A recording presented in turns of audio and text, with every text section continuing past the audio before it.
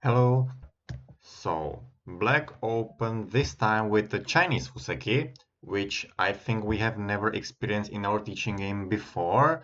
And so everything started quite normal from the start, and probably the first interesting move is this Tenuki.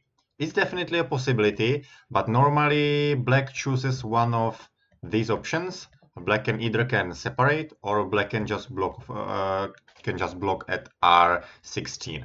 If black blocks here and white jumps, then actually some quite complicated variations can start in case white goes down, because white is asking how black is gonna answer. So once again, there are two options, here or here, and how black will answer will also depend on life and death problem in the corner. This is extremely difficult, and I think we could easily spend an hour on that. So I will just simplify. If black plays here, it's center and white needs to come back. Therefore, white took liberty of black, and that means black needs to come back as well, because Q15 is a cutting point. So black needs to come back, white will exchange this, and then white can extend.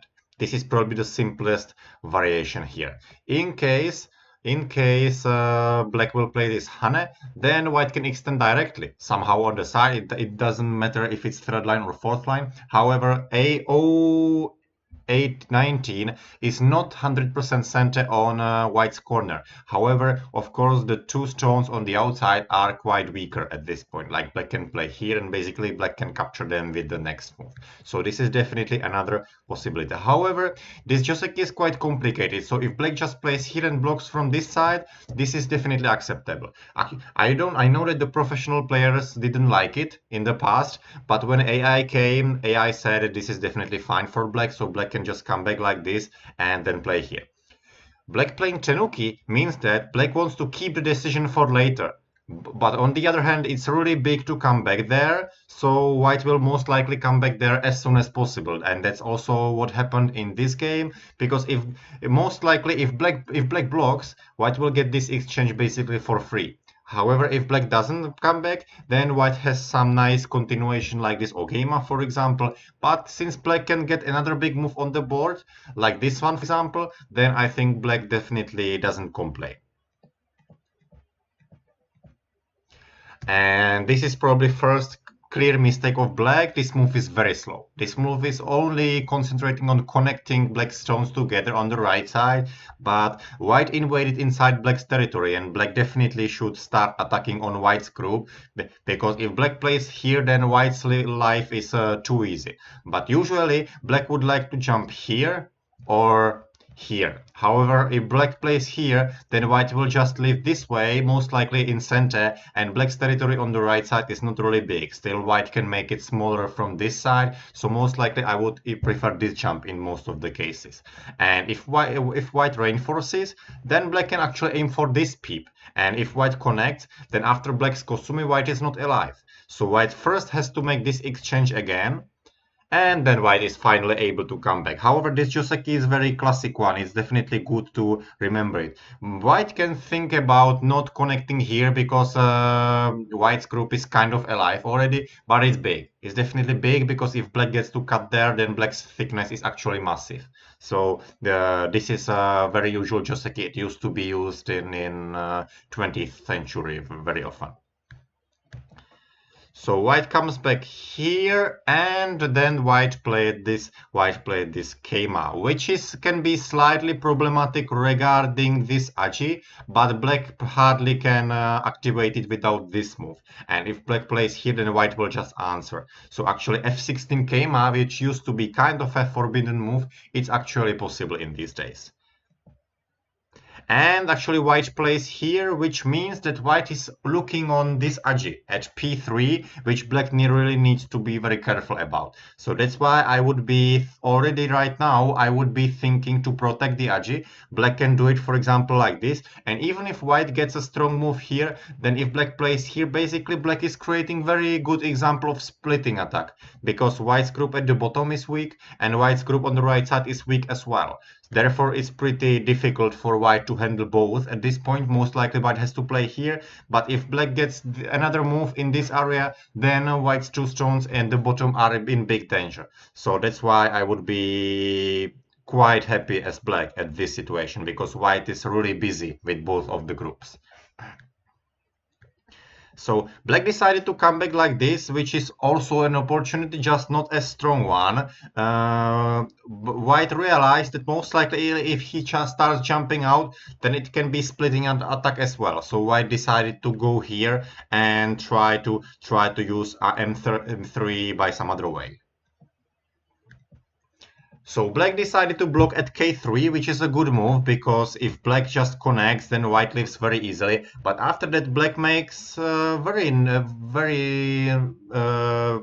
strange move, I would say, because if black blocks, then I think we should never get to be separated like this. No matter what happens, black should definitely go here, and if black was afraid to cut, still black can come back here, and white can hardly extend, because if black extends here, white is dead at the bottom, and if white takes, then black can still sacrifice in this way, and I think this is not a bad result for black, because black got very strong surroundings, and like later black can also play here, for example, and black's central influence is a really big one, and I think it's a good compensation for sacrificing this move. So to me, this was a variation how black should play. But no matter what happens, black simply shouldn't let white go this way, because all of a sudden, black stones are becoming very weak. White stones are of course not 100% alive either, but black was the one who has to escape on Dame. Also, it used to be black's territory at the bottom, so of course white is very happy in this case. And also, black's shape as the bottom is not so great. Black probably has to play here if black wants to overcome white's connection under at q2. And since there is no possibility of cutting off black's stone at m3, I would most likely Tenuki. And most likely I would play like this because let's say this is the last big area on the side. So I think this is really important for both sides to get there. In the game, basically white got all this in center, including the peep, and then white was able to come back here. And actually, as you know, in these teaching games, there is a 50 points handicap, but in this situation, white is already catching up very fast. However, black realized that actually black got very strong stones in the bottom right corner everywhere, so black decided to start very hard attacking on white's group in the bottom right. That's definitely very good attitude. And probably at this point black should have played here. Black should have played here because even though white would most likely get a good shape, still black can continue attacking white. Black can very easily separate white like this, for example, and white is still not safe. Already at this point, black could probably extend because S5 is creating a Miai of underconnection here and here. So that means like this, actually it would be pretty tough for white to settle down somehow on the right side.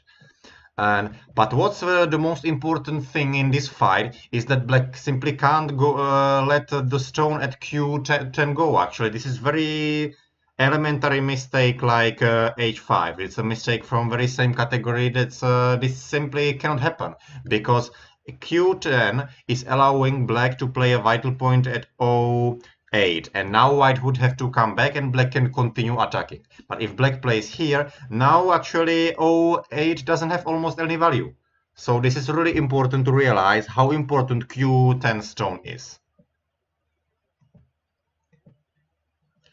After all, actually, black managed to take all of the base from white, but white connected very easily. And not only it's a connection, but it looks very hard for black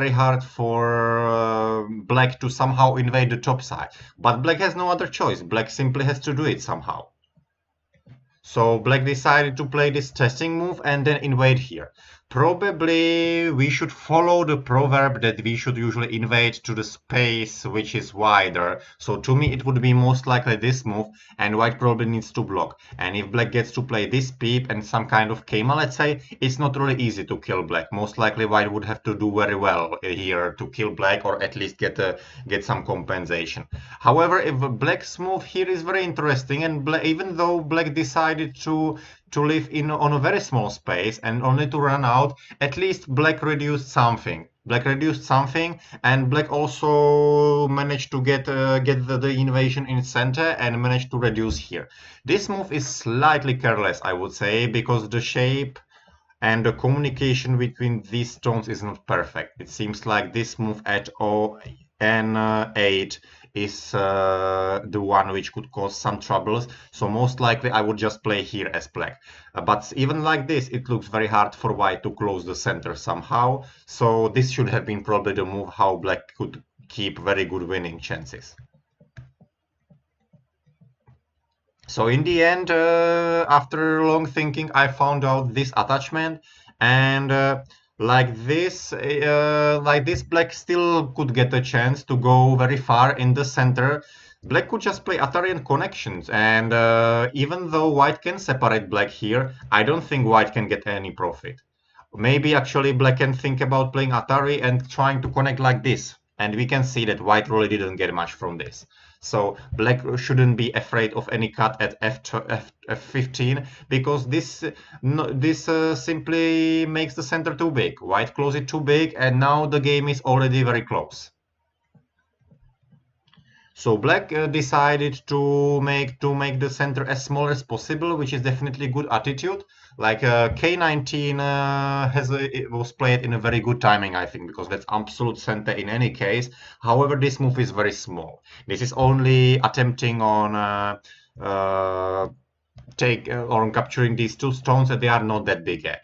They are my like close to 10 points probably, but that's not that much in this stage of the game. So this move is definitely much bigger. So black should have probably played something like this and try to close the left side in the largest scale as possible. And now definitely black's winning chances are still pretty high. So, but like this, black was pushed down on a third line on the left side, and white actually built something like 15 more points in the center. And actually, in probably in normal circumstances, now white would be already very comfortably leading. However, black found a hole in white's territory border, and this move is actually very annoying to answer. And blocking here actually could very easily very severe troubles for white. Most likely white has to play here. Even though this is very annoying as well, this would probably give still a very fine result for white. Most likely black would get all of these endgames, but still white has definitely enough to win.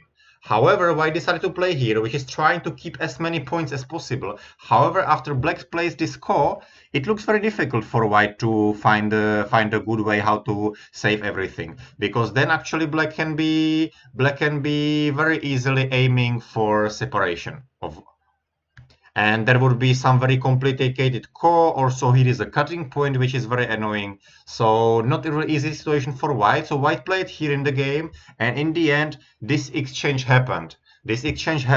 However, white decided to save everything, also captured two stones at n6 and m6. However, if black plays here and this happens, I don't know what would I do. When black enters when black enters white's territory, white definitely doesn't have enough anymore, and it seems like black would be actually going for a turnaround in this game. So that's why black actually missed a very good chance for a turnaround, and playing at p12 could easily cause a loss for white.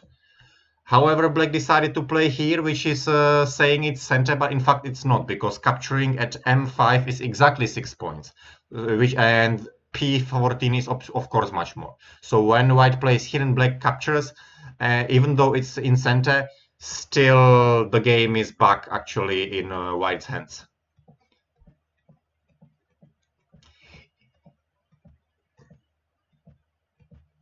Even though black actually did pretty well in that game, and the game, it's very unlikely that black would manage to come back. Here, actually, black is not obliged of playing b13. If black plays here, white can hardly cut here. Black is too strong around, so black could actually protect in a better way on points. And from now on, not much has happened probably in the game. So there were many important moments. Basically, from this game, if we would only remember that we should try to save our important stones, or we shouldn't let white go too, or our opponent too easily through our territory, then it's already a very good lesson, I think, because these things simply shouldn't happen. I will browse until the end, and after this call finishes, that was very long one. So basically I was talking about this moment where black is necessary to block, and also black simply shouldn't give up a stone here. And later white, like black took white back, but at that time when black was very strongly attacking white in the bottom right, then it's very important to save it. Also, another important moment was that actually white built a big territory in the center again, so black once again missed a moment of reducing it. So black basically was hoping that this move is center, but black had a chance to enter the center very easily, and that happened already many times in our teaching games, so this definitely shouldn't happen as well. And last chance for winning this game for black was actually playing this cut in time. If black would play it after white's greedy move at p12, then I think black would have still very good chances to win the game. But after that, when white closes the center so big, it's very hard to win for black. Even if black plays a good endgame like in this game, the gap is already too big. And if I remember correctly, white won by 12.5 points in this game. That's probably all about this game. As I said, there are a few important moments which are definitely important to learn from, and I guess that's it. So see you next time.